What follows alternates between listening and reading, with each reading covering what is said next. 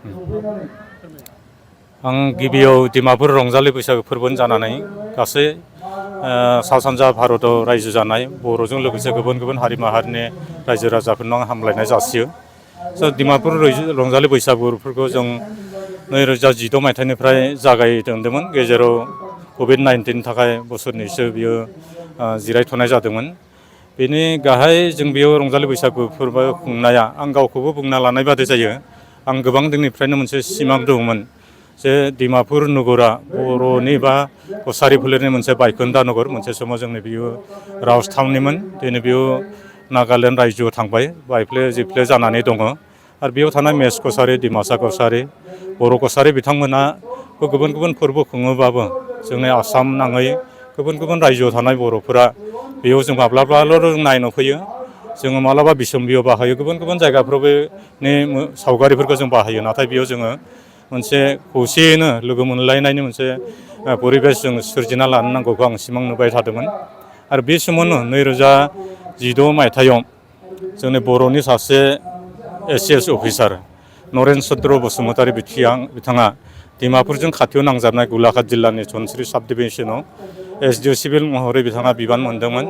आरो बे समाव जों बिथांजों बे बायखोन्दा नोगोरखौ नायगिदिंफैनो थाखाय, बेरायफैनो थाखाय मोनसे हाबाफारि लादोंमोन। बे दिनानो आं बिथांनो मोनसे प्रस्ताब होदोंमोन, बिथांखि होदोंमोन जे जोङो बे खाथि खालायाव थानाय बर'फोरा, नांजाबना थानाय जिल्लानि बर'फोरा जुदि जों बिबान लायोबा, बानजायनाव लायोबा जों बेहाय बोसोराव खेबफाखोलाय रंजालि बैसागु फोरबो खुंनो हागोन। आरो बर' सुबुंफ्रा मोनसे समाव राव हारिमु गोमालांनाय बायदि नाथाय नैबे समाव बे फोरबोखौ खुंखांनायनि उनाव लैहोर लैहोर बाहागो लाफैनायखौ नुनो मोनदों। बे समाव इयुनाव बेनिफ्राय गिदिरसिन जालांबाय थागोन। दा बिथाङाबो गोसो होनायाव जोङो फैनानै Mech Kachari council Nagaland, Dimasa Kachari people's organisation Nagaland, Kachari tribal council of Nagaland बिथांमोनजों जों फैनानै जिरायफैदोंमोन, रायज्लायफैदोंमन। बिथांमोनहाबो जोंखौ बाथ्राजों मदद होनायनि खोथा होनदों। बिदिनो जों बेखौ खुंबोनाय जादों।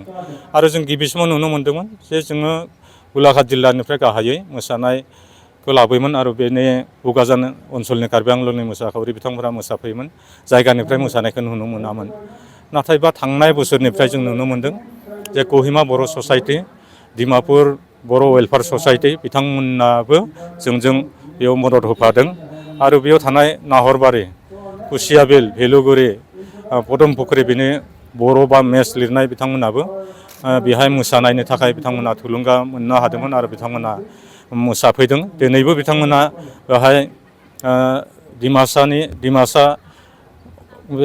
डिमापुर ओनसोलनिफ्राय मोनसे बर' ग्रुप मोसानो फैदों।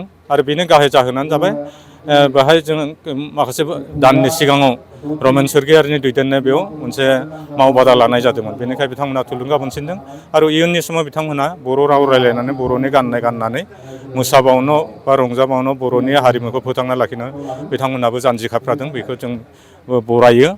आरो उननि समाव आं सानो बयनिबो मदद हेफाजाबजों बेयो आरो साबसिननिफ्राय हामसिन मोनसे मेहेरगोनां बेयाव फोरबो जानो थांगोन। आरो बिनि थाखाय आं बुंनो नागिरो बेयाव गलाघाटनि बा कार्बि आंलंनि नांथाबना थानाय बा डिमापुराव रायजो जानाय बर'फोराल' नङा, जोंनि सा सानजा भारताव थानाय बा आसामाव थानाय गुबुन गुबुन जिल्लानि बर'फ्राबो आंनिनो मोनसे फोरबो, जोंनि फोरबो होननानै लानो नांगोन। मानो होनब्ला दा मालाबा साननो नागिरो बेयाव डिमापुराव थानाय बा गलाघाटनि बर'फोरा बैसागु फोरबोखौ खुंदों, जोंखौ लिङाखै, जों माबोरै थांगोन, जों थांबा एसे असुबिदा जाहैगोन नामा। आं सानो गावनो गोसो जानानै मिथिनो मोनबानो जाहाथे लैहोर लैहोर फैनो नाजायो। गाव गावनि खरसाजों, गाव गावनि थानाय राहाजों बेयाव रंजाफैयो। आं बेखौ दिनैनिफ्राय खावलायनो नाजादों। आं मिजिंथिगोन उननि समाव बे बैसागु फोरबोआनो जोंनि सा सानजा भारताव थानाय बा गुबुन गुबुन ओनसोलाव थानाय बर'फोरखौ मोनसे बिसिगिथि गोसो गायसननायनि बेलायाव, मोनसे लोगो मोनलायनायनि मोनसे खाबु होनायनि बेलायाव बिहोमा होगोन। नङाब्ला जोङो डिमापुरखौ गोसो जायो नायफैनो, मालाबा स्रोद स्रादै साफा सानै नायनो फैयो, थाङो। बिथाङा बिनि बाथ्राफोरखौ, बिनि मानसिफोरखौ लोगो हमनो हाया।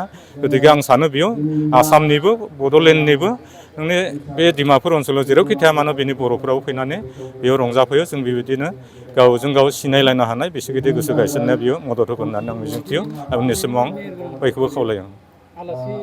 दिनैनि मेहेरगोनां हाबाफारियाव जोंनि गाहाय आलासि हिसाबै मानगोनां MP रोनगोरा नार्जारि बिथाङा फैनो गोनांमोन। फैबाय थानाय समाव बिथांनि माबा मोनसे एंगारनो हायै जाहोननि थाखाय लामा ससेनिफ्राय गिदिंफिननांगौ जाबाय होनना बिथाङा जोङो खबर मोन्दों। बिथाङा हामलायनाय जासिदों जोंनाव।